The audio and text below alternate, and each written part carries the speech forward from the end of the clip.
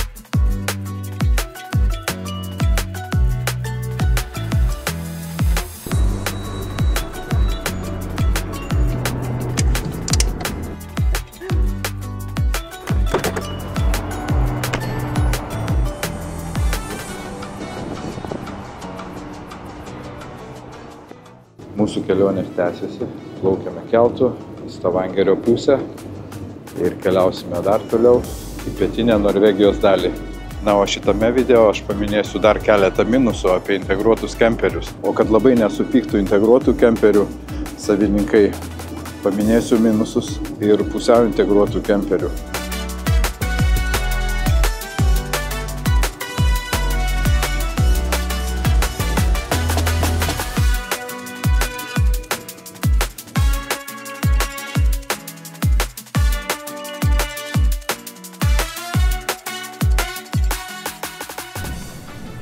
Atvažiavom, apsistojom šito aikšteliai. Štai kur stovi mūsų kemperis. Čia Stavangerio priemiestis, ane Daiva? Taip, kažkur tai čia netoli Stavangeris. Mums yra labai įprasta situacija, kada atvažiuojam jau tamsoje. Nieko nesuprantam, kurioje vietoje esam, kur randamės, kas mūsų aplinkui supa. Ir tik atsibudę apsižvalgom, pamatom tikrą vaizdą, kur nakvojom. Šitoje aikšteliai dabar, kur mes esame apsistoję, tai Daiva perskaitė iš karto komentarus ir buvo parašyta, kad tenai buvo balius vyko, ne? Buvo susirinkus. Atvažiuoja, jaunimas atvažiavo ir tiek, ir triukšmavo iki 4 ryto. Tai čia įrašas padarytas būtent šiandien. Tai neaišku, kada čia buvo prancūzų, iš prancūzų kalbos.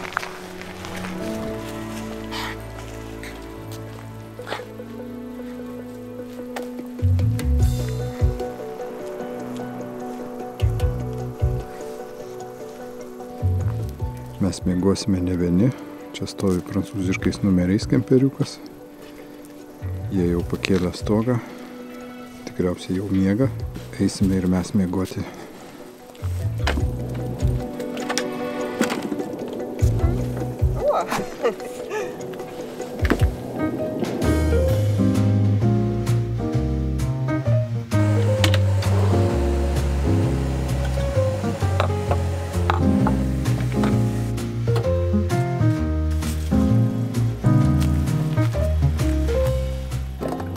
Puikiausias dalykas išplakti būtent šaltam pienui. Čia yra avižų pienas specialus kavai, bet jisai yra šaltas. Ir labai greit išsiplaka į tokią putą. Nu, nežinau, man čia stebuklas. Taip pat atrodo. Tiesiog negali gerti kavos be pieno, kai yra toksai plakiklis.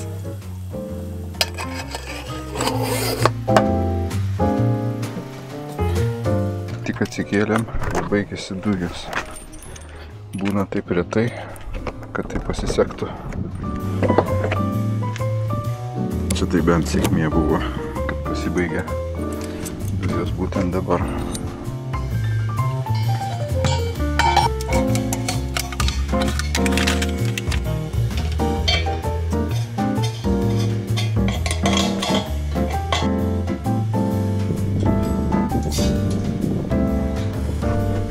Štai kaip atrodo šitą aikštelę ryte, kada atsikėlėm. Kai atvažiuoji į šitą vietą, atrodo, kad nieko nematai.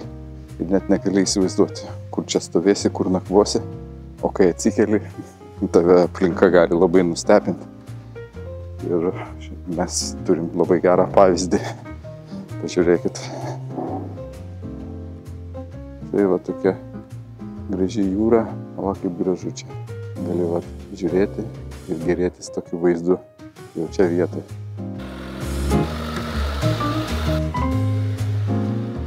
Privažiuojam prie pirmo paplūdimio, kurių čia yra labai daug palei pakrantę šalia Stavangerio. Negalime stovėti naktį, o dieną mes galim stovėti.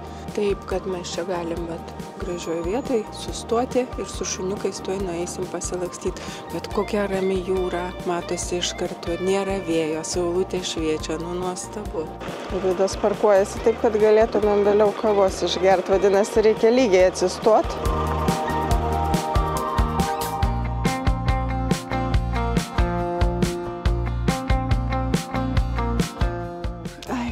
Aš iš čia nenoriu išvažiuoti.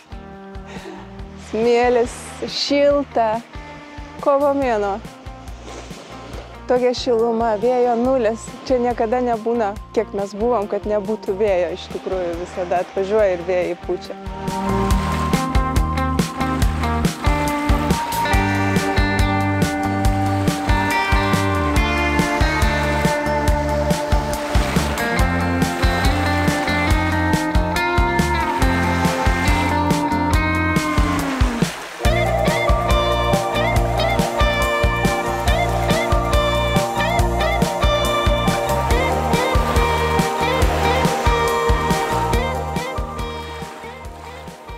Kas čia gyvena, tai kaip prie mūsų jūros Baltijos. Mes jau ne kartą čia į pietinę Norvegijos dalį atvykstam pasivaikščioti paplūdimiais smėlėtais. Kad pasijaust beveik kaip Lietuvoj gaunasi. Labai primena, Bergene nieko nėra tokio panašaus. Ten kitaip gražu, ten kalnai, fjordai, bet čia tos lygumos paplūdimiai. Tai lietuviškai.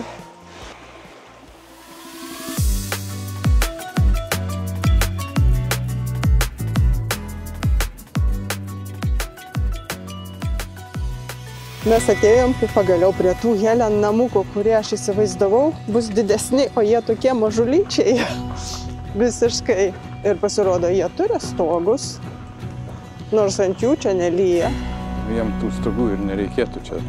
Jie niekada negauna lietaus. Bet pasižiūrėk, stogai, man atrodo, netgi mediniai yra, todėl kad negančia su vėjo gali pūsti, bet įspūdingai atrodo uola. Galėjo būti čia daugiau net namų.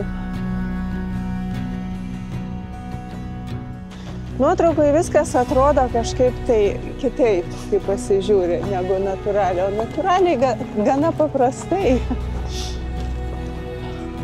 Bet tas aš matau užrakintas, į tą negalime įeiti vidų. Bet pažiūrėk, kaip čia yra, kaip tavo uola, ne tas kraštas, kaip jisai atrodo. Matai? Klausyk. Gana saugiai čia.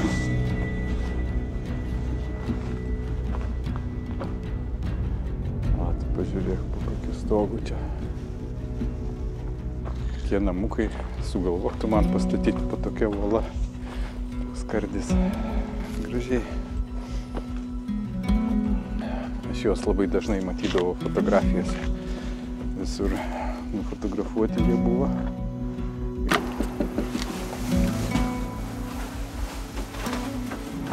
Dabar mes pamatysim viduje, kas yra. Čia tik tai tokie baldeliai sudėti. Čia viskas.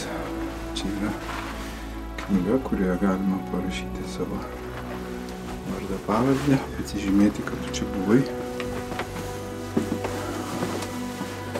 Toks paprastas nameliukas. O čia jis iš kitos pusės yra.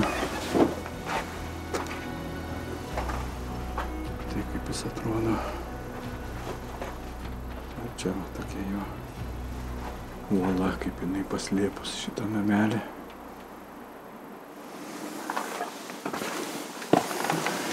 Helen. Tai unikalūs istoriniai namukai pietvakarių Norvegijoje. Dvi senovinės medinės trobelės pastatytos po didžiuliu uoliniu atbrailu, kuris jas natūraliai saugo nuo lietaus ir atšiaurių oro sąlygų. Šios trobelės datuojamos yra 17 amžiaus. Manoma, kad žmonės ten gyveno dar anksčiau. Nors jų išorė truputėlį yra atnaujinta, bet patys namai liko tokie patys. Tai yra tradicinės norvegų statybos bei gyvenimo sąlygų pavyzdys.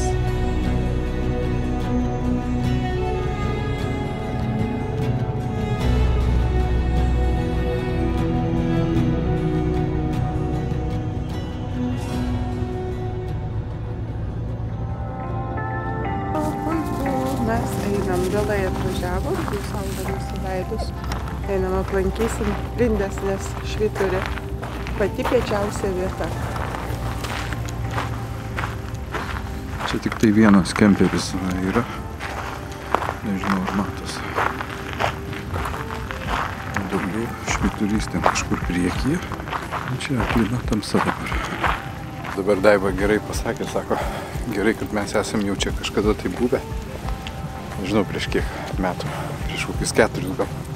Jo, ir žinom visus įėjimus, nes kitaip nesusiorientuotumėm padamsi, kaip čia reiktų eiti, kokiu takelį rasti. Tokie kaip vietiniai atėjom. Va, žiūrėk, Nu, va ten. Tai va, tas švyturys gražiai dirba. Nu, visada smagu sugrįžti. Į kažkurias vietas vis tik tai mes sugrįžtame, ne? Nu, taip. Taip jau gaunas kažkaip tai. Nu, reikia šunims parodyti, kaip atrodo. Kitiems šunim, jo. Pietų Norvegija. Su pupa čia esam buvę. Dabar su 2 šuniukais sugrįžom. Pats švyturys, jisai tikrai toksai, matos, kad tenai viduje sukasi kažkokia tikrai aparatūra. Nežinau, ar jums gerai persiteiks. Toks jausmas, kad tenai viduje sukasi skraidanti lėkštė.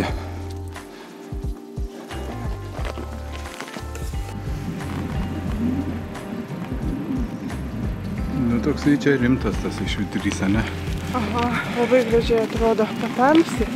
Tai man dar didesnis įspūdis. Nei šviesoji buvo.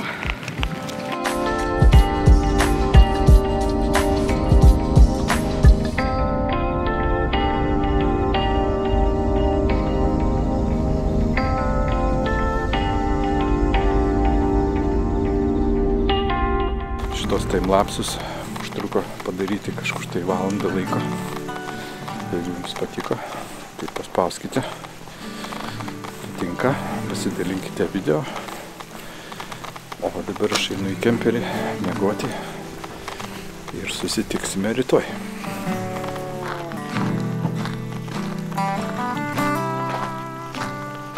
Laukite manęs, dar nemiegate? Įdėsiu štatyvą. Žiauriai kietai, kad pasisekė su oru. Nešalta. Gerai čia buvo.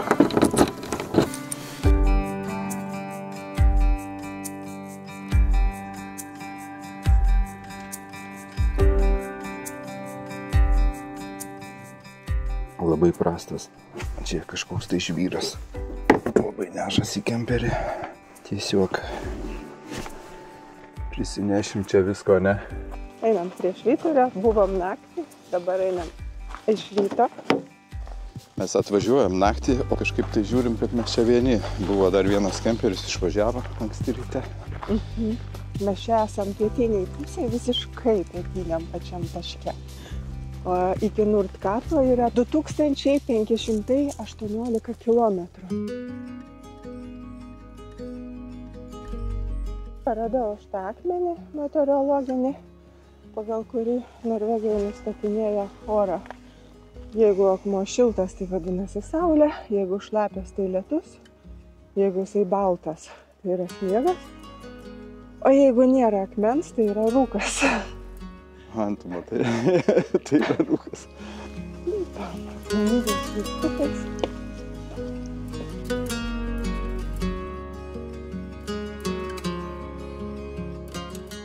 čia mes kažkur vėl ateinam. Čia yra švyturių paroda. Vat koks yra kiekis. Pasižiūrėk. Einant nuo Oslo link čia. Bet jeigu važiuojant palei Oslą, ne? Oslas. Žemyn, va čia Kristiansandas pačiausias didelis miestas. Ir mes esame va čia pačioj. Mūsų Lindesnes. Palei visą pakrantę, taip? Jo, mūsų va čia, va mes esame dabar Lindesnes, šitas, va, mes esame čia. Oi, kokios gražios. O, va šita kokia graži nuotrauka, tu tą žiūrėti. Tai kad čia visos labai yra.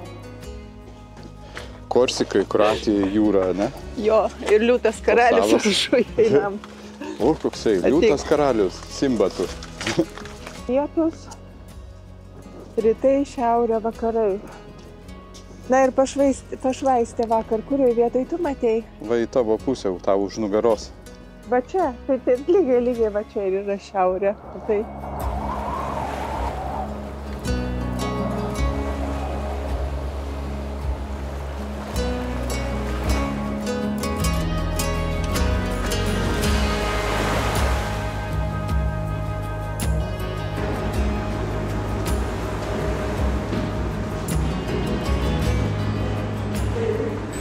Čia va kaip sukas tas mechanizmas, matai? Aha, sukas visai. Kokios linzės, modėlinai įstatytas. Kas matysim iš viršaus. Čia. Lindesnes švyturys. Pats piečiausias Norvegijos taškas. Nuo šito taško iki Nordkapo, žemyninės dalies šiauriausio taško, yra 2500 km.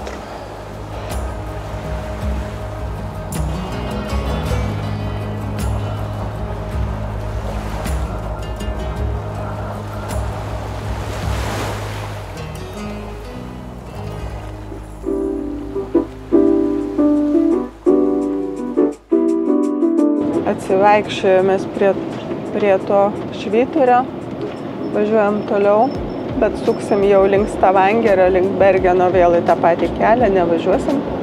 Toliau į Kristiansandą, šunys miega. Taigi, gavom mes klausimą šiandien ryte iš vieno iš savo žiūrovų, kuris gyvena Norvegijai. Jisai su žmona planuoja pirktis kemperį. Kažkada keliavo pasidarytų savo kemperių, bet tai buvo mažam automobilė ir paklausė mūsų, kokį mes rekomenduotumėm pirkti dalinai integruotą kemperį. Ir vat su Vidu taip pasitarėm ryte, kad labai sunku yra rekomenduoti, todėl kad kas patinka mums, galbūt gali nepatikti markė, pavyzdžiui, ir vidus, išplanavimas, spalvos, visi šitie dalykai, tai čia labai yra asmeniai.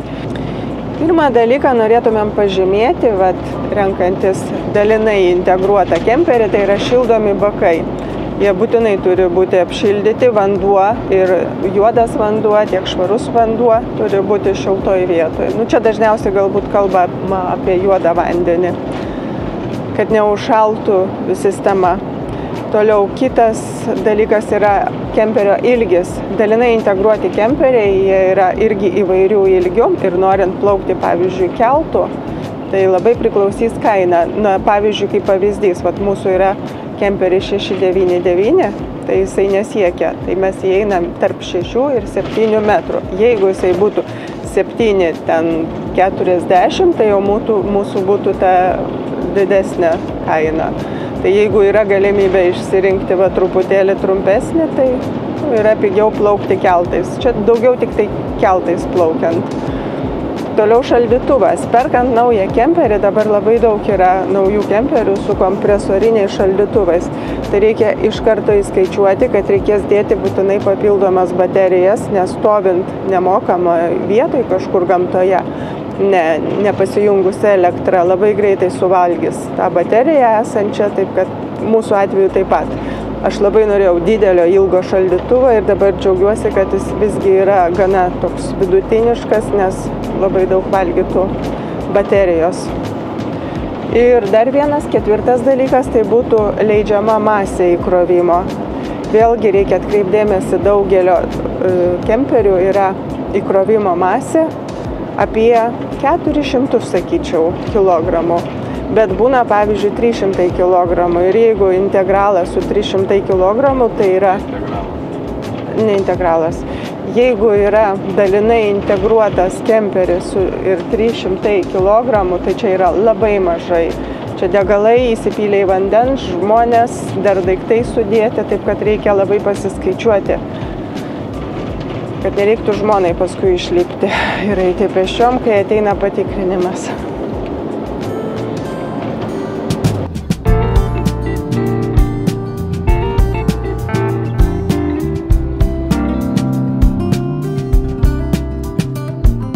Dabar surandam vandenį.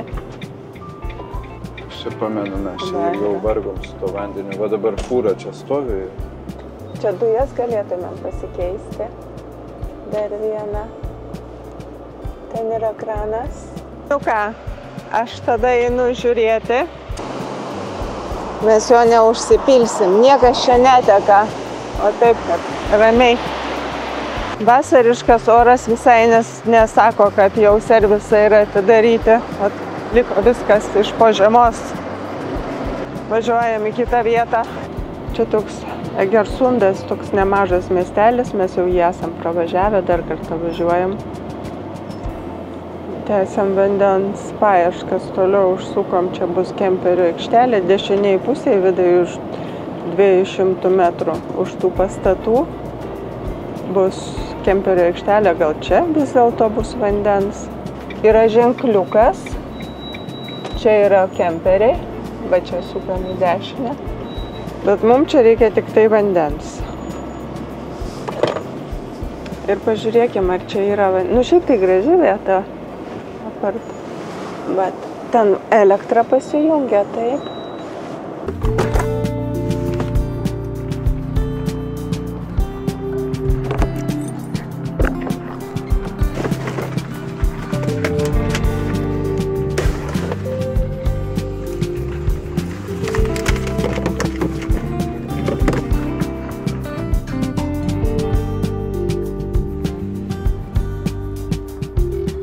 O, yra vanduo. Valio, prisipilsim. Nors buvo likutis dar, bet kažkaip norisi daugiau. Kas čia sėdi? Atvažiavom į kitą vietą. Eisim dabar pajūrio pasižiūrėti labai įdomios vietos, tokios uolos. Čia yra šuniuko aikštelė. Ir čia yra tokie takeliai. Viena. Bet jūs šaunuolės, kad jūs taip gerai važiuojat. Na, o kai nuvažiuosim į nakvynės vietą, kai pasirinksim, pakalbėsim, pabaigsim tą kalbą apie tuos integruotus kemperius ir pasakysim būtinai apie mūsų kemperio minusus, kad nepagalvotų žiūrovai, kad mes kažko tai esam nusistatę prieš integruotus kemperius. Ne, mes jokių būdų esam nenusistatę ir Vidas turi visas kategorijas. Kemperių, ne kemperių, o sunkesias. Mes vėl esame prie jūros, einam dabar kažkokią ten, pamatysim uolą, turėtų būti įspūdinga. Jų čia, kiek Daiva ieškojo informacijos, tai yra žymiai daugiau tose apylinkėse. Mes ir einam pamatyti ir jums parodysim. Kol kas nepamirškite uždėti patinka. Ir jeigu kas dar neprenumeruojate mūsų kanalą, galite tai padaryti dabar. Pabandysiu aš įeiti vidų.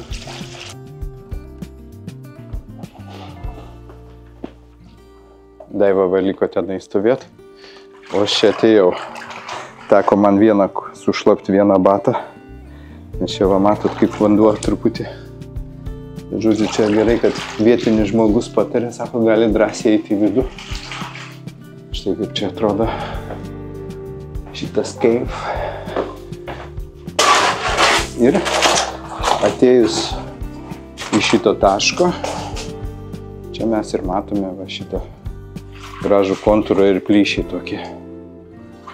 Va, kaip jisai atrodo. Čia dabar, aišku, jeigu būtų vakarinė saulė, tai mes galėtumėm Galbūt ir saulėlydį nufilmuot, parodyti. Koks įdomus plyšys. Tokia uola.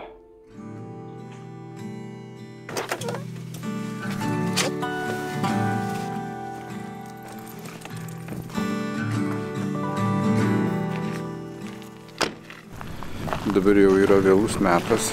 Mes atsidūrėme Austevoll saloje. Neįtikėtina. Visai neplanavom, kad taip mums atsitiks. O gavosi absoliučiai dėl vienos paprastos priežasties. Mes neradom, kur apsistot nakvyniai. Keletą vietų buvom sustoję, nepatiko.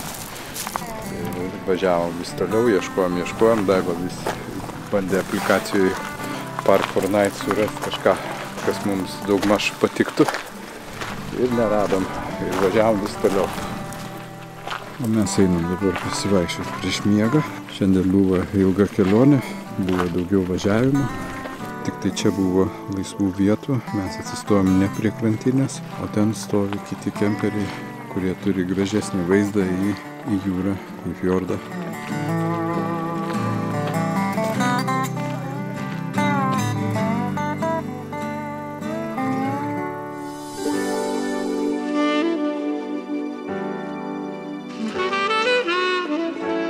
Ankstesnėme mūsų video aš kalbėjau apie 4 integruotų kemperių minusus. Dabar noriu paminėti dar 2 mano manymu svarbius dalykus, į kuriuos reikėtų atsižvelgti prieš pasirenkant integralą. Pirmas.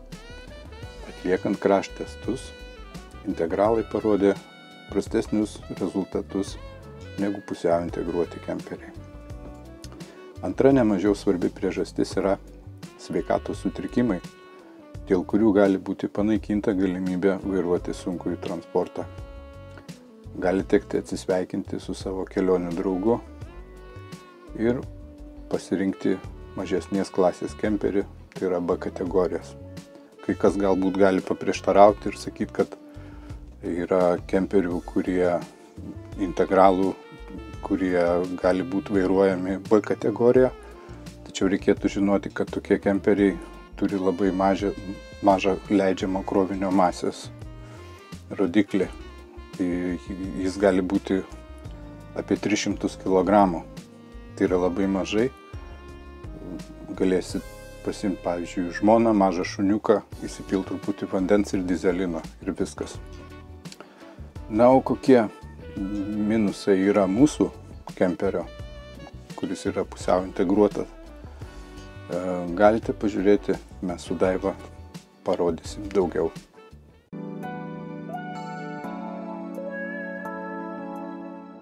Ir dabar Daiva pasakys, koks didžiausias minusas, ir paskui aš dar pasakysiu.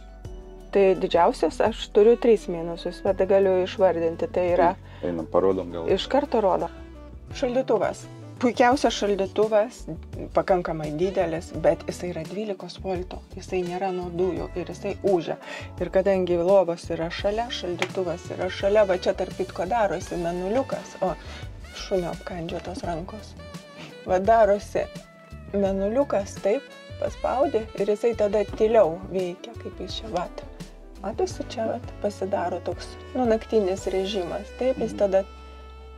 O, jis jungia dabar. Atjungiam. Vai, dabar pradėjo ūžti. Atjungiam, biškį mažiau. Tai žodžiu, šitas, sakyčiau, minusas, kas miega jautriai, tai atkreipkite dėmesį tokius šaldytuvus, jeigu jie yra prie lovos. Nes kai anksčiau turėjom dujinį, kada stovi ir dujos, tai tik čik užsikuria dujos ir tyla, o čia taip. Toliau yra kriauklė. Tarp kitko šituose modeliuose, naujuose, kriauklės jau yra kitokios padarytos, o pas mus, kaip čia parodysim. Bet čia rankom nusiplauti yra labai patogu. Bet kada nori veidą nusiplauti, jau nebe. Todėl, o naujuose modeliuose jos taip pasisuka, yra įtaisyta. Kitaip ta skylė ir jie taip pasisuka, aš taip supratau. Ir... Jo, esmė tai tokia, kad tau čia neišeina tiesiog veido pakišti po šitą kriauklę. Veidrodis trukdo paprasčiausiai. Jo, neišeina, kaip sakyti, tu kažkaip, tiksrai rankom nusiplauti, aš nežinau. O veidrodis trukdo, nes kitaip ten dušas įrengtas. Bet čia mes jau rodėm ankstesniuose video. Taip, gerai. Tai žodžiu, su tuo yra taip ir dabar Vidas atskirai nufilmuos tą spintelę, vat jisai atskirai, aš pasitrauksiu. Tai yra tos spintelės 2 drabužių, vat yra po abiejom lovom, nu jos talpios yra geros, bet drabužiam pasikabinti ten trūksta vietos ir visą laiką. Nors durelės va taip pat įvažiuoja, nebūtina tenais, kaip sakyt, pereiti, bet... Nu, bet čia mažiausias gal minusas. Norėtųsi spintos, kuri kabėtų taip patogiai. Nu ir aš dabar pasakysiu, kas mano požiūrį yra didžiausias minusas šito kemperio. Aš noriu parodyti, kad tas sėdėjimo aukštis. Ai, sėdėjimo aukštis. Jau čia tai yra ypatingai, aš skaitau save, kad esu vidutinio amžiaus vyras, tai yra vidutinio amžiaus, vidutinio ūgio. Va, kada atsisėdi, reiškia, tu, nežinau, ar matos dabar čia taip kamerai, žodžiu, kada taip vairuoja, ne, tas akių lygis gaunas, bet praktiškai mano va čia va, įsivaizduojat, va tik toks atstumas. Tai yra, kad tave verčia iš karto taip susmukti ir kuprintis, kad tu matytum tą visą vaizdą. Nu, čia su integralu net nėra ką lyginti, ne? Ir aš pradėjau domėtis, galvoju, kaip čia taip yra. Nu, nėra čia galimybės jų tų sėdinių nuleisti. Gali tik atsilošti arba tą atlošą pakeisti padėtį.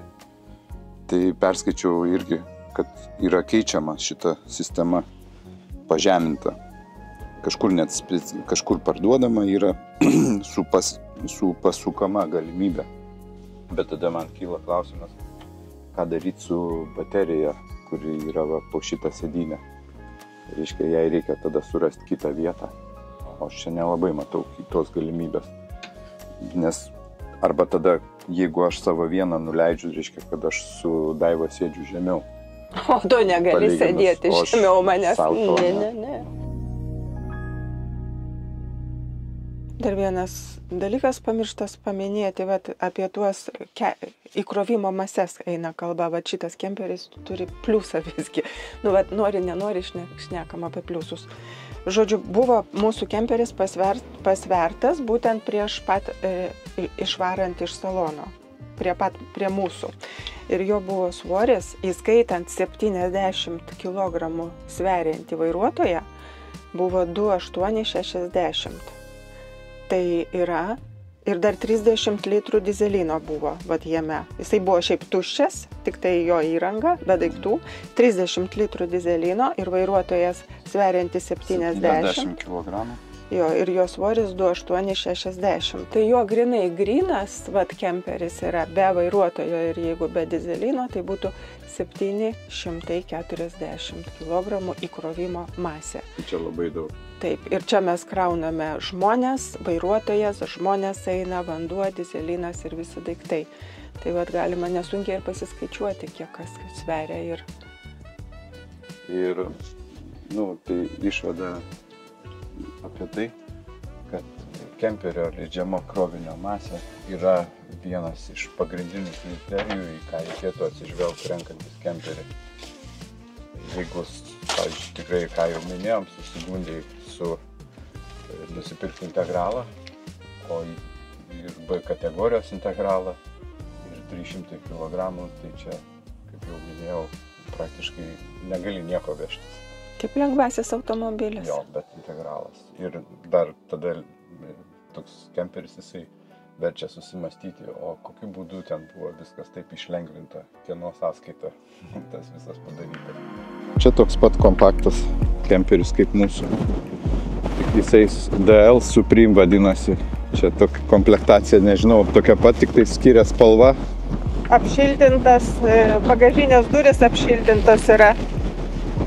Apšiltintos bagažinės durys ir viena rankena, kas yra patogiau negu mūsų kemperiai. Šiandien labai vėjuota, kemperiai visi, kurie stovi prie pakrantės, labai daug atneša jūros druskos. Dauguma kemperių išvažinėja, nes labai vėjuota, kai kam savaitgalis liko sugadintas. Austevoll saloje tikrai yra žymiai daugiau prieplaukų jachtoms. Čia praktiškai visi norvegai atplaukia pasiplaukit su jachtom.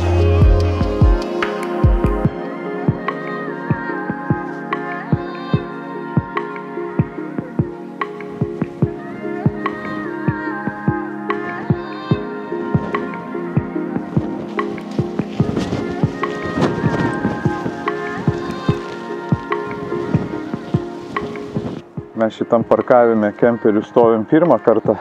Nu, čia sutvarkyta takeliai. Tikrai yra gražių vietų. Visur galima pasivaikščioti su šuniukais. Šiandien labai vėjuota. Įdomu bus, kaip kelsimės su keltu į Bergeną.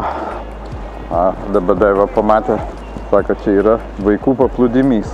Tikrai, va, kaip įrengta.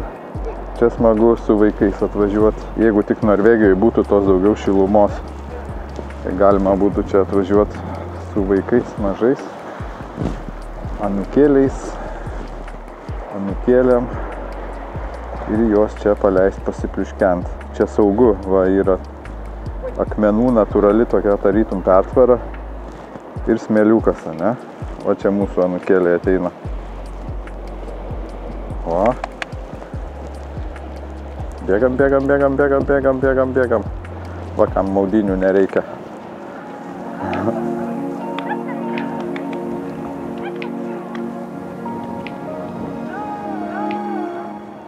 Nu, tikrai dabar, kuo toliau einam, tuo labiau nustebę esam. Nes žiūrim, kad čia tie takeliai vis labiau tęsiasi, vis tolyn. Mes einam toliau pasivaikščioti, patyrinėsim. Įtariam, kad tikrai bus verta čia dar sugrįžti. Bet užtat Lūnos ausytės prieš vėją pabando biškį jau atsistoti. Mes jau mėgaujamės gamtos malonumais. Vedžiojam šuniukus ir tyrinėjam, kiek tas takelis tęsis.